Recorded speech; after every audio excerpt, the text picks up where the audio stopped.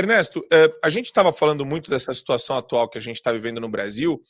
A gente pode começar falando do mundo e vir para o Brasil, porque tem muita coisa gigantesca acontecendo também com Israel e no ambiente, no plano internacional. Queria começar te ouvindo sobre essa decisão do Tribunal Penal Internacional com relação ao primeiro-ministro de Israel, o Benjamin Netanyahu. Eles colocaram o Netanyahu, eles condenaram o Netanyahu e emitiram ordem de prisão contra ele.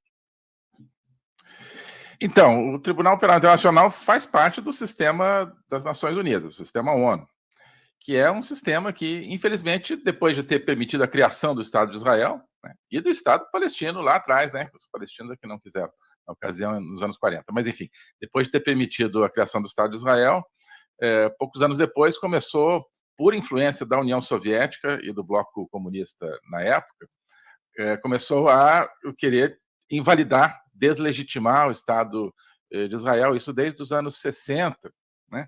Tem o famoso episódio ali, poucos meses depois do atentado dos palestinos da OLP, da Organização de Libertação da Palestina, contra os atletas israelenses em Munique, na Olimpíada de Munique, um atentado bárbaro, matou vários. Poucos meses depois estava o Yasser Arafat, o líder da OLP, discursando no plenário da Assembleia Geral das Nações Unidas, muito bem recebido, muito aplaudido e tal. Isso foi muito chocante desde aquela época. Então, Israel é um alvo permanente de todos os órgãos da ONU, é tratado de maneira diferente, né? É tratado como se fosse o único país que tem problemas no mundo, muita coisa muito pior é ignorada, e, sobretudo, não é reconhecido na prática o direito de Israel de existir, né, há décadas. E o Tribunal Penal Internacional, infelizmente, de repente, faz parte desse processo de uma espécie de ataque sistemático a Israel, né? Qualquer lugar da ONU, qualquer reunião da ONU, assim, o primeiro item da agenda é o item lá do tema daquele dia, e o segundo item sempre é condenar Israel. Praticamente é sempre assim, em algum aspecto. E inclusive, por isso, Israel já diz, olha, esse tribunal é ilegítimo, esse Tribunal Penal Internacional questiona muito, no fundo, todo o sistema das Nações Unidas. Quer dizer, o sistema das Nações Unidas é que se coloca em questão a ser tão parcial sempre contra Israel. Então, infelizmente, isso não surpreende, isso confirma essa tendência que nós tentamos enfrentar por parte do Brasil, quando eu fui chanceler no governo Bolsonaro, não só construindo uma amizade Brasil-Israel, que sempre deveria ter existido, mas não existia, infelizmente, como também tentando não seguir esse padrão nas Nações Unidas, né, que sempre o Brasil, sempre junto com todos os países, né, considerados do mundo em desenvolvimento, votando contra Israel, falou, não, peraí, não, a gente não vai mais votar contra Israel dessa maneira, não. Claro, demos a nossa contribuição, era preciso que todos os países se mobilizassem, né? Mas, então é isso, é sempre uma maneira de amarrar as mãos de Israel para tornar Israel mais vulnerável aos seus inimigos do momento, na época a OLP, agora o Hamas, o Hezbollah. Por quê? Porque a ONU é dominada por interesses que não querem Israel existindo. Infelizmente, essa é a verdade. Queria jogar para a professora Paula perguntar. Eu queria saber, primeiro, bom dia, muito bom ter a tua presença aqui para falar sobre esses assuntos internacionais. Eu fico bem por fora, mas tu é um especialista que eu admiro nesse campo, Ernesto. Eu queria saber, eu queria ouvir uma análise tua sobre um assunto que eu vi passando na minha timeline muito ontem, que aí a gente vai para outra guerra, para a guerra entre Rússia e Ucrânia. A Rússia lançou, aí eu não sei quais são os termos técnicos corretos, mas uma bomba, parece que tem o poder de também lançar bombas nucleares, que o conflito ficou ainda mais tenso. Eu queria que tu explicasse para a gente o que de fato aconteceu ontem lá na guerra entre a Rússia e a Ucrânia, por favor. Perfeito, Paula, bom te ver aqui também. Então, a Rússia lançou um míssil intercontinental, que como o nome está dizendo, um míssil que tem um alcance muito grande, né? Um alcance que poderia, então, ir, por exemplo, da Rússia até as Américas ou algo assim. Então, esse míssil ele pode carregar explosivos convencionais, poderosos, claro, mas não nucleares, ou então explosivos nucleares. Então, foi lançado esse míssil com explosivos convencionais contra a Ucrânia, muito destrutivos e tal, mas não nucleares. Agora, ficou subentendido ou entendido que isso é uma ameaça de que o próximo, digamos, seria com armamento nuclear, né? A Rússia colocou isso aí de várias maneiras, através de porta-vozes e tal, e dos vários, né, milhares de influenciadores pró-russos que estão aí, alguns mais oficiais, outros mais disfarçados, dizendo, olha, isso é uma ameaça de uso de armamento nuclear. Quer dizer, seria, né, pegar um desses mísseis intercontinentais, colocar armamento nuclear, e aí não para atacar a Ucrânia, para atacar a Europa ou os Estados Unidos. A ideia é essa. Por isso que eles usaram, porque para atacar a Ucrânia eles não precisam usar um míssil intercontinental, né? A distância é pequena, eles podem usar outros mísseis de alcance menor. Então foi dizer, olha, estamos usando esse míssil contra a Ucrânia com armamento convencional, mas amanhã podemos usar esse míssil contra a OTAN, digamos, com armamento nuclear. Tá? Isso foi em reação o uso, a permissão dos Estados Unidos de uso de mísseis americanos pela Ucrânia contra o território russo, porque até esse momento, os Estados Unidos nunca tinham permitido que a Ucrânia usasse esses mísseis contra o território russo, né, com alvos no território russo, apenas com alvo no território ucraniano ocupado pela Rússia. E acho que na véspera a Ucrânia tinha disparado realmente um desses mísseis americanos contra o território russo. Então, sim, foi uma resposta a isso, uma resposta de uma proporção diferente, né? De uma proporção diferente, porque agora é um sinal para o Ocidente, de que se continuarem permitindo que a Ucrânia, no fundo, que se continuarem apoiando a Ucrânia, né? Mas especificamente se permitirem que a Ucrânia use esses mísseis contra o território russo, a Rússia pode atacar nuclearmente o Ocidente, né? A guerra já vinha sendo muito assimétrica, porque a Rússia todo dia bombardeia o território ucraniano, matando civis contra alvos civis, todos os dias, né? Mas é uma guerra onde a Ucrânia, né, não podia fazer algo igual em relação ao território russo, né? Que contraria, digamos, a lei da guerra. Se você, né, é atacar de uma maneira, você tem o direito de atacar daquela maneira. Então, mas isso foi um sinal, né, de que a mim e a muitas pessoas, analistas, parece um blefe, né? Mas as pessoas, acho que na Rússia estão apostando que o Biden, sobretudo, vai recuar diante desse blefe. Tô curioso também com esses próximos capítulos aí, principalmente dessa questão envolvendo Israel e a guerra na Ucrânia. Satie, você tem uma pergunta para o Ernesto? Tenho sim, Marcos. Ernesto, uma honra ter o senhor aqui conosco na bancada do Fio Diário. Para nós é muito importante, sobretudo para a nossa audiência.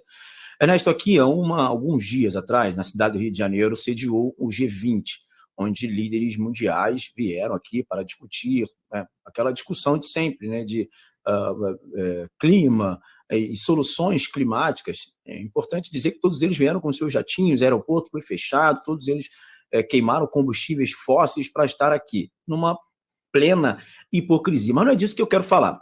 Depois dessas reuniões do G20, que foram, inclusive, muito criticadas pelas organizações, dizendo que foi uma das mais desorganizadas, e aqui eu não estou dizendo por uma questão de síndrome de vira-lata e nem para querer vilipendiar o governo brasileiro, porque é o governo que eu não concordo. Não é por isso. Estou fazendo uma análise técnica e eu li, inclusive, alguns portais, e inclusive a Reuters, dizendo que foi uma das mais desorganizadas da história. Posteriormente ao G20, o Xi Jinping, presidente da China, o ditador chinês, foi se encontrar com Lula no Palácio da Alvorada, e não no Planalto, como reza o protocolo. Diante da eleição do Donald Trump, essa aproximação com Xi Jinping, como é que fica o cenário brasileiro no ponto de vista econômico, globalista, para 2025? Então, o G20, bom estar contigo aqui também, Satia, que bom te ver aqui. O G20, ele é um palco, né, onde os diferentes atores vão ali, cada um faz o seu, faz o que sabe, né, cada um faz o seu show. E o dono do teatro, dessa vez, foi o Brasil. O teatro estava mal organizado, realmente, né, estava revelando a essência do que é o Brasil hoje, né, a pobre da diplomata lá do Timor-Leste, que foi assaltada, os jornalistas que parece que não tinham água nem comida na sala de imprensa, e assim por diante, né? Então, é aquele negócio, você quer dar uma festa, né, para esconder, digamos, os problemas da sua casa, mas as coisas transparecem, né? Então, o reboco cai e tal, e as pessoas acabaram vendo um pouco do que é a realidade do Brasil. Dá uma olhada ali atrás e está acontecendo assalto e tudo isso. Então, não se pode esconder tudo o tempo todo, né? Mas o G20, sim, sempre é um palco, e a ideia, então, é de que o país anfitrião, ele sempre tenta mostrar que, olha, eu tenho muito prestígio internacional e tal, conduzindo negociações para, no fundo, o resultado do G20, que é sempre uma declaração, né? Nesse momento, Lula não conseguiu, e a sua diplomacia não conseguiram negociar uma declaração que tivesse algum significado, né? Que tivesse algum peso nos grandes temas, que são esses temas de guerra, de segurança e tal. Isso é que está afetando o mundo. Então, mostrou também que Lula pode dizer que o Brasil tem excelente prestígio, mas não faz diferença, né? O Brasil não está fazendo diferença nenhuma, ao contrário, não está conseguindo mostrar essa liderança que eles dizem que tem, né? Isso por quê? Porque a máscara, como eu falei, não só a máscara da segurança e tudo isso no Rio de Janeiro está caindo. Não, está caindo a máscara, eu acho, do que significa o governo Lula no Brasil, né?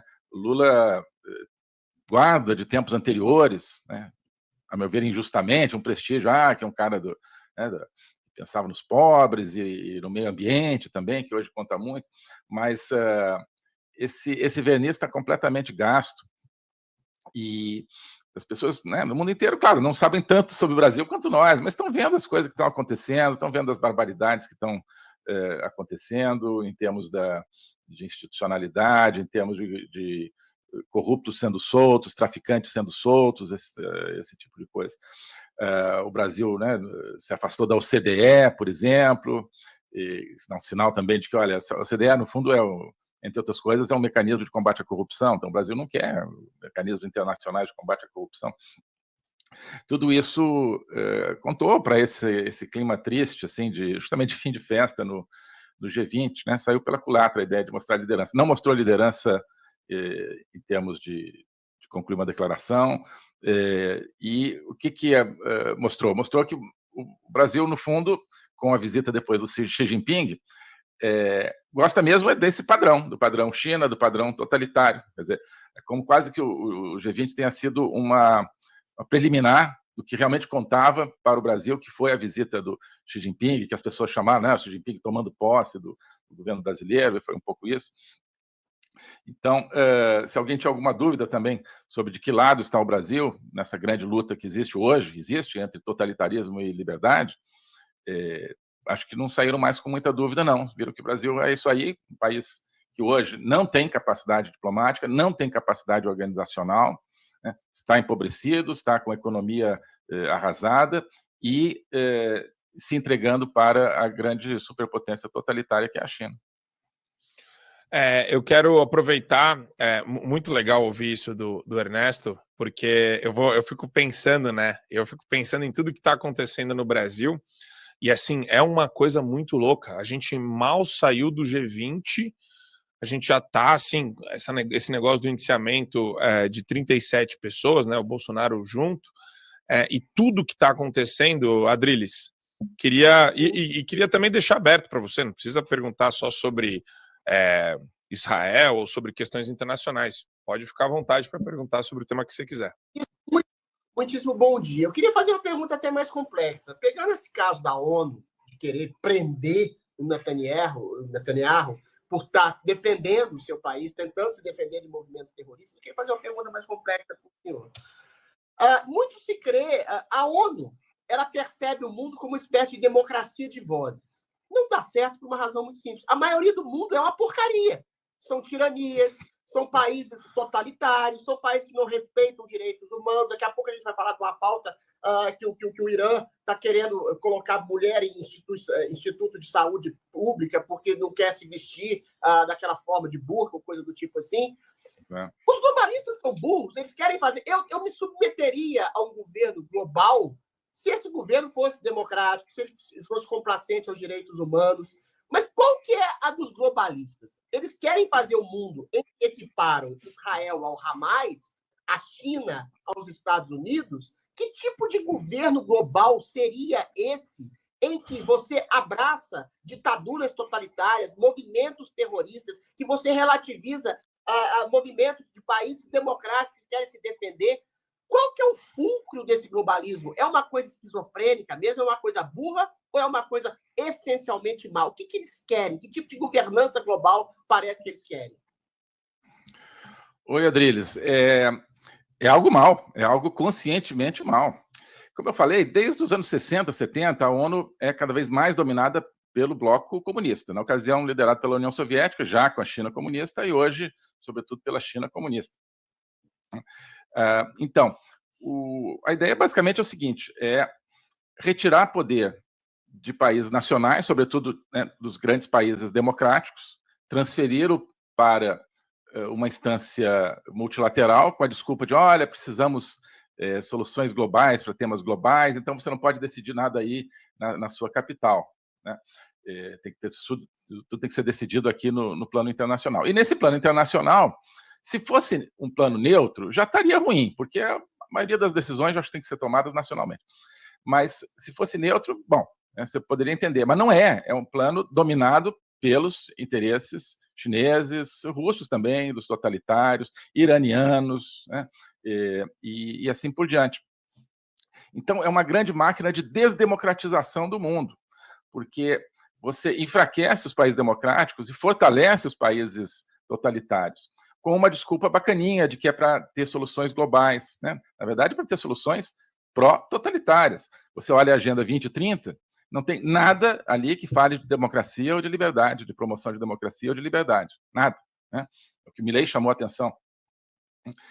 Agenda 2030, todas essas agendas da ONU são extremamente confortáveis para os totalitários, né? Nunca pega nas questões também de direitos humanos em países como o Irã e assim por diante. Né? Na própria China, não pega em nada a Agenda 2030. Então, é uma máquina de desdemocratização. O que acontece? Você tem toda a razão. Digamos, se houvesse um governo mundial que fosse realmente estabelecido formalmente, assim, eu acho que já seria ruim, mas pelo menos, tem um governo, está ali, tem um endereço, tem um fax, né, como se dizia, tem telefone, tem tudo. Teria que ser eleito, né, de alguma maneira, teria que ter responsabilidade perante o mundo todo. Você sabe, olha, aquele é o governo mundial, isso e aquilo, para quem você cobrar. O que nós temos hoje é algo muito pior, né?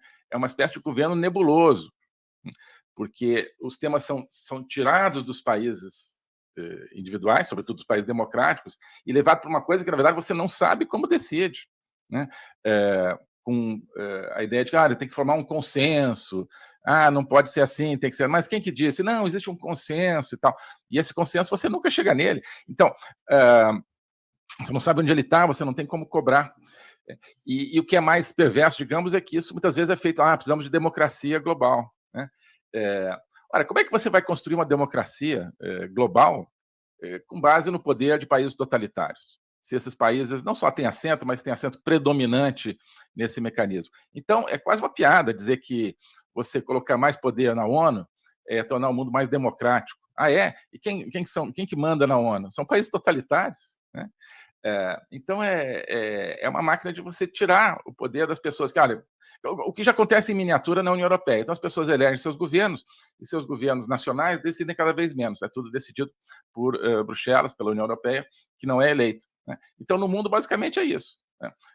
Estados Unidos, Europa, Japão, Austrália, alguns países latino-americanos, que ainda são democráticos, elegem seus governos, mas as decisões, não, isso aqui é um tema global, então não vai ser decidido por você não, eleitor, vai ser decidido lá na ONU. E quem que escolhe? Não sei, é o pessoal que está lá.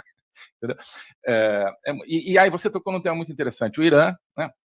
Aí mais específico, mas que é muito interessante, faz barbaridades com as mulheres, né? O regime iraniano, não o Irã, é uma grande nação, mas o regime dos ayatollahs faz barbaridade contra as mulheres, né? Deve ser um dos piores lugares para uma mulher no mundo. E a ONU sempre passa a mão na cabeça. Agora, e o Brasil, né, agora se absteve de uma votação que era para condenar o Irã pelo tratamento das mulheres. E outro dia eu estava lendo assim, agora nós temos uma diplomacia feminista, né? Disse alguém lá do Itamaraty, né? E tem procurado implementar isso como, né? O que é diplomacia feminista para eles? É votar a favor do aborto, né?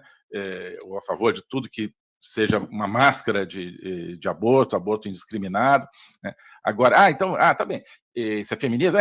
Diplomacia feminista. Então, vamos condenar aqui o Irã, que mata moça na rua porque está sem véu? Não, aí não podemos e tal, porque o Irã é um país soberano. Então, é uma piada também essa coisa de diplomacia feminista, de defesa de direitos humanos.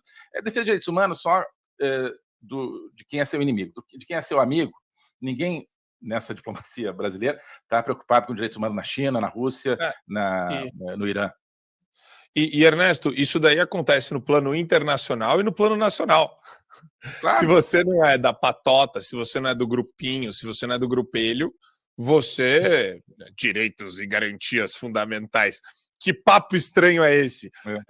E assim, a gente chegou numa situação de descalabro institucional total, Ernesto. Eu vi o último vídeo do Nicolas, eu achei excelente, né? O Nicolas Ferreira, ele fez um vídeo mostrando, judiciário não dá mais para confiar. E esse processo, existe um processo de erosão de confiança, de credibilidade, de previsibilidade do Poder Judiciário em razão do protagonismo exercido por ministros do Supremo Tribunal Federal, que hoje atuam dentro de uma lógica de ativismo judicial criminoso. Não é só um ativismo judicial de vamos entender as competências do Supremo sobre temas relacionados a municípios, governos estaduais, União. Não. Virou persecução mesmo. Virou perseguição taxativa. E eu estou curioso para te ouvir, Ernesto, sobre os próximos passos, não do que vai acontecer com o judiciário, porque agora começa... Eu estou vendo muita gente especialista em vidência e futurologia. Bolsonaro não vai... Eu já ouvi isso nas redes sociais. Bolsonaro não vai ser preso de jeito nenhum. Meu Deus, como é que o cara tem a capacidade de falar isso, sendo que todas as sinalizações e todos os indícios se dão no sentido de que isso pode vir a acontecer com requintes de crueldade, de sadismo, e também uma coisa que eles têm que ter em mente, e eu queria te ouvir sobre isso: o controle do tempo é do Supremo Tribunal Federal. O Supremo está escolhendo quando ele acelera, quando ele freia, quando ele dá uma viradinha para lá, uma viradinha para cá, mas ele está manobrando a situação dentro de um tempo e um cronograma e um time frame que eles escolheram, Ernesto. Exatamente. Esse é um dos temas que estão ficando claros, né? As investigações são eternas e você tem alguns elementos ali, né, manipulados, inventados, distorcidos e tal, e usa quando o momento político é conveniente para o seu lado, né? E isso, obviamente, reflete que o STF hoje é uma corte política, né? Como eles mesmos admitem, né? É uma instituição política, é um partido político praticamente, né? E um partido único, né? Porque só tem eles e os outros são, no fundo, banidos. Não, isso, engraçado, tem uma analogia, eu acho, com essa questão da democracia, ou falta de democracia global, porque no sistema globalista, em Nações Unidas, tudo isso, o que acontece, como eu estava dizendo? Você extrai poder do fundo dos eleitores dos países que escolhem seus governos e passa esse poder para instâncias supranacionais em nome de uma democracia global, né? Mas, no fundo, levando para uma dominação totalitária. No Brasil, é análogo. você está tirando o poder dos eleitores, que é de quem emana o poder, deveria ser, né? Mas que deveriam ser os protagonistas na democracia, né? E colocando na mão de um STF não eleito, né? Não eleito, assim como a ONU e tal, também em nome da democracia, né? Então, isso também chama atenção para o seguinte: nós não temos essa distinção absoluta entre política interna e política externa, elas estão conectadas, é só como em áreas de estudo que elas são artificialmente separadas, mas é tudo uma questão de poder, de quem exerce o poder. E hoje existe no mundo, em dimensões diferentes, o mesmo processo de desdemocratização do mundo,